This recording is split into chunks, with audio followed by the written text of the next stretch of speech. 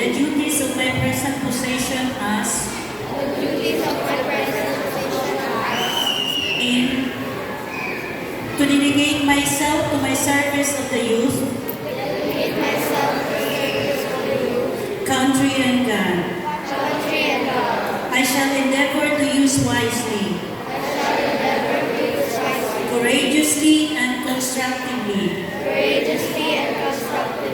my capabilities to foster brotherhood and fellowship.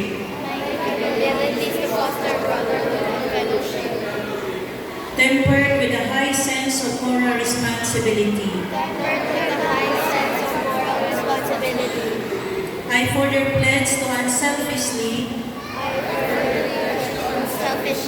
contribute my efforts to the best interest of my organization.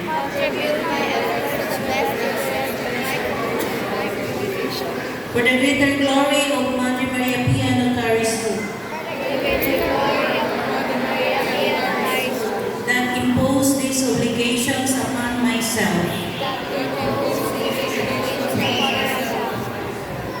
Without mental reservation or purpose of evasion. So help me God.